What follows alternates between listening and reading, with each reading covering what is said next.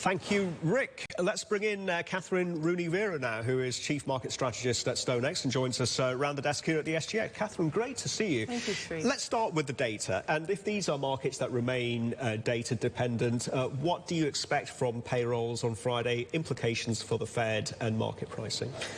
The Fed, I think, is a very good chance that they do not further cut in December. I think there's a 50-50 chance of that. If we get a payrolls number that's closer in line to what we've seen historically, 200,000 plus, I think it indicates that the U.S. economy and the labor market is still doing pretty well.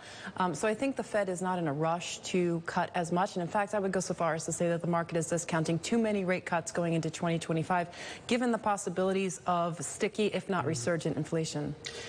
And then the other factor here, and let's talk about the elephant in the room, is the Trump trade, which has been taking these markets to successive records. Isn't it looking too perfectly priced, given the balance of risks?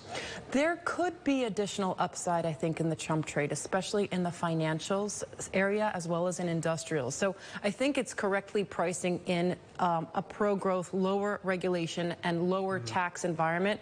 Corporate taxes are more likely than not going to drop from 21 to 15, which is a good thing for earnings, as you know. So I do think that the S&P can go higher, and I'm overweight equities. But what I do think is crucial for investors right now, Sri, is to protect those earnings. Yes, stay long tech. Yes, stay long equally weighted S&P, but protect those positions with protective put options and defensive sectors that have historically underperformed this year. So in other words, prepare for a potential resurgence in inflation, which is, I think, the most underpriced risk in the market right now. You want to build some defensive ballast into portfolios. Kathryn, Mandy has a question. Yeah, if there was a return in that inflation, then, Kathryn, how would the Fed have to respond? That's a really good question. I think the driver of a potential resurgence in inflation is one that maybe we're not talking enough about, and it's not tariffs. We've seen this movie before, Mandy. We've seen Trump 1.0. We've seen the imposition of tariffs. One thing promised, another thing delivered, and the impact on inflation was minimal. And in fact, I would say that we should expect something similar in Trump 2.0. Tariffs, but minimal impact on pass-through to core PCE. My concern, however, is with regard to a turbocharging of an economy that's already growing very robustly. It's an economy that's growing already above potential with a positive output gap. And I think that the potential for a fiscal deficit that grows unless and until Vivek and Elon are successful in cutting spending to offset those tax cuts, I think that could juice and turbocharge an already robust economy. So if that does occur, and I think that would be something in the back half of next year, Mandy, I think the Fed would very likely pause, cut a lot less, and worst case scenario, if we do get a real resurgence, I'm talking above 3.5% in core PCE, I think we could be talking about the potential for the Fed reversing these rate cuts. And continuing that theme of economic resilience, you know, you were saying that a December rate cut, therefore, is absolutely not a lock. Do you think the markets would take that in their stride, or would they throw throw a tantrum, if you like, spit the dummy, because they're so used to getting, the little sugar high of another rate cut? Well, with these Teflon markets, Mandy, I wouldn't be surprised if they took it in stride. Let's face it, we've seen also this story before.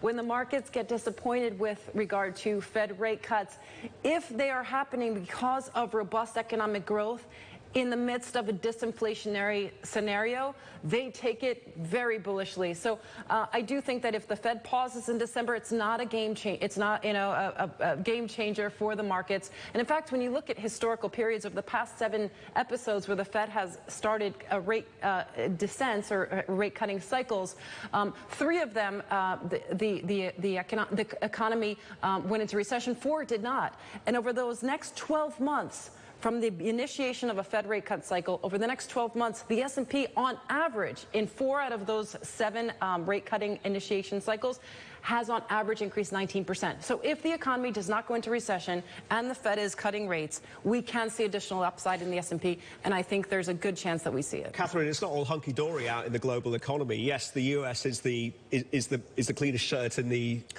closet, but you've got France behaving like an emerging market. You've got South Korea almost overnight, a military coup there. It's extraordinary. What does that do to the geopolitical risk, and how much of a headwind is that going to be for global growth? Geopolitical risk is always inherent in any risk-taking in the markets. It's very hard to protect against it, but I do think there are methods to do so. I consider that inflation is still the biggest risk, but geopolitics, you can never discount it. And the way to do that is to maintain overweight positions in gold. I still like gold. I think it makes sense. What we've seen in this run-up to gold has been central banks buying it. Now we see retail guys jumping in. I think that makes sense. Hold on to a hefty cash position, and when the VIX drops below 15, we're talking 12, 13, 14, I think that makes attractive put options as a very good hedge. Kathryn, we've got to leave it there. Just out of time. So many dimensions to this market I wanted to talk to you about. We really appreciate your time and your thoughts. Kathryn Rooney Vera there from StoneX. We're back in 2 minutes.